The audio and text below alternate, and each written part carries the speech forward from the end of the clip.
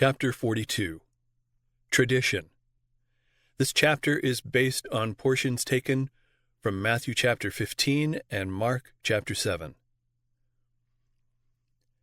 The scribes and Pharisees, expecting to see Jesus at the Passover, had laid a trap for him. But Jesus, knowing their purpose, had absented himself from this gathering. Then came together unto him the Pharisees and certain of the scribes. As he did not go to them, they came to him. For a time it had seemed that the people of Galilee would receive Jesus as the Messiah, and that the power of the hierarchy in that region would be broken. The mission of the 12, indicating the extension of Christ's work and bringing the disciples more directly into conflict with the rabbis, had excited anew the jealousy of the leaders at Jerusalem. The spies they sent to Capernaum in the early part of his ministry, who had tried to fix on him the charge of Sabbath breaking, had been put to confusion. But the rabbis were bent on carrying out their purpose. Now another deputation was sent to watch his movements and find some accusation against him. As before, the ground of complaint was his disregard of the traditional precepts that encumbered the law of God. These were professedly designed to guard the observance of the law, but they were regarded as more sacred than the law itself. When they came in collision with the commandments given from Sinai, preference was given to the rabbinical precepts. Among the observances most strenuously enforced was that of ceremonial purification. A neglect of the forms to be observed before eating was accounted a heinous sin, to be punished both in this world and in the next, and it was regarded as a virtue to destroy the transgressor. The rules in regard to purification were numberless. The period of a lifetime was scarcely sufficient for one to learn them all. The life of those who tried to observe the rabbinical requirements was one long struggle against ceremonial defilement, an endless round of washings and purifications. While the people were occupied with trifling distinctions and observances which God had not required, their attention was turned away from the great principles of his law. Christ and his disciples did not observe these ceremonial washings, and the spies made this neglect the ground of their accusation. They did not, however, make a direct attack on Christ, but came to him with criticism of his disciples. In the presence of the multitude they said, "Why do thy disciples transgress the tradition of the elders? For they wash not their hands when they eat bread."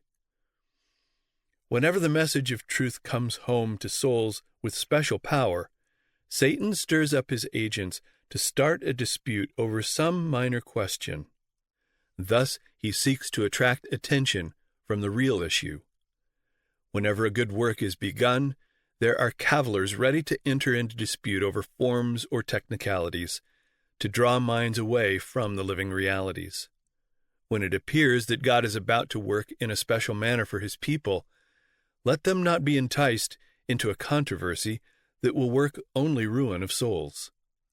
The questions that most concern us are, do I believe with saving faith in the Son of God? Is my life in harmony with the divine law? He that believeth on the Son hath everlasting life, and he that believeth not the Son shall not see life. And hereby we do know that we know him, if we keep his commandments. Jesus made no attempt to defend himself or his disciples. He made no reference to the charges against him, but proceeded to show the spirit that actuated these sticklers for human rights. He gave them an example of what they were repeatedly doing, and had done just before coming in search of him. "Full well you reject the commandment of God," he said, "that you may keep your own tradition. For Moses said, 'Honor thy father and thy mother,' and whoso curses his father or mother, let him die the death. But you say, 'If a man shall say to his father or mother, It is Corban,' that is to say, a gift, 'by whatsoever thou mightest be profited by me, he shall be free.' And you suffer him no more to be aught for his father or his mother. They set aside the fifth commandment as of no consequence, but were very exact in carrying out the traditions of the elders. They taught the people that the devotion of their property to the temple was a duty more sacred than even the support of their parents, and that however great the necessity, it was sacrilege to impart to father or mother any part of what had been thus consecrated. An undutiful child had only to pronounce the word Corban over his property, thus devoting it to God, and he could retain it for his own use during his lifetime, and after his death it was to be appropriated to the temple service. Thus he was at liberty, both in life and in death, to dishonor and defraud his parents under cover of a pretended devotion to God. Never, by word or deed, did Jesus lessen man's obligation to present gifts and offerings to God. It was Christ who gave all the directions of the law in regard to tithes and offerings. When on earth he commended the poor woman who gave her all to the temple treasury. But the apparent zeal for God on the part of the priests and rabbis was a pretense to cover their desire for self-aggrandizement. The people were deceived by them. They were bearing heavy burdens which God had not imposed. Even the disciples of Christ were not wholly free from the yoke that had been bound upon them by inherited prejudice and rabbinical authority. Now, by revealing the true spirit of the rabbis, Jesus sought to free from the bondage of tradition all who were really desirous of serving God. "You hypocrites," he said, addressing the wily spies, "well did Isaiah prophesy of you, saying, This people draweth nigh unto me with their mouth, and honoreth me with their lips, but their heart is far from me. But in vain they do worship me, teaching for doctrines the commandments of men." The words of Christ were an arraignment of the whole system of Phariseeism. He declared that by placing their requirements above the divine precepts, the rabbis were setting themselves above God. The deputies from Jerusalem were filled with rage. They could not accuse Christ as a violator of the law given from Sinai, for he spoke as its defender against their traditions. The great precepts of the law which he had presented appeared in striking contrast to the petty rules that men had devised. To the multitude, and afterward more fully to his disciples, Jesus explained that defilement comes not from without, but from within. Purity and impurity pertain to the soul. It is the evil deed, the evil word, the evil thought, the transgression of the law of God, not the neglect of external man-made ceremonies, that defiles a man. The disciples noted the rage of the spies as their false teaching was exposed. They saw the angry looks and heard the half-muttered words of dissatisfaction and revenge. Forgetting how often Christ had given evidence that he read the heart as an open book, they told him of the effect of his words. Hoping that he might conciliate the enraged officials, they said to Jesus, "Knowest thou that the Pharisees were offended after they heard this saying?" He answered, "Every plant which my heavenly Father hath not planted shall be rooted up." The customs and traditions so highly valued by the rabbis were of this world, not from heaven.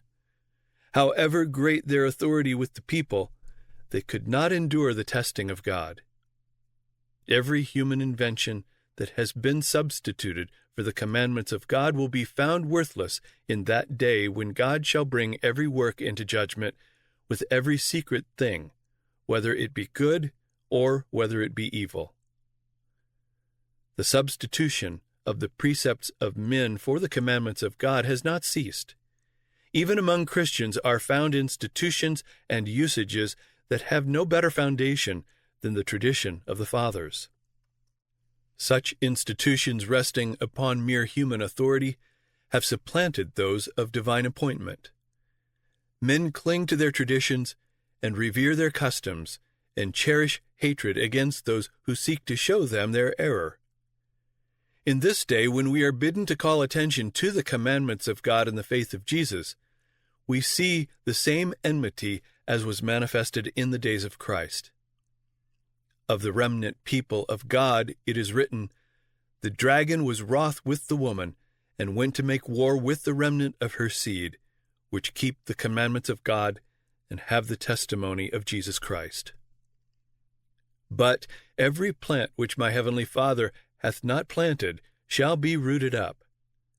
In place of the authority of the so-called fathers of the church, God bids us accept the word of the eternal Father, the Lord of heaven and earth. Here alone is truth unmixed with error. David said, "I have more understanding than all my teachers, for thy testimonies are my meditation. I understand more than the ancients, because I keep thy precepts."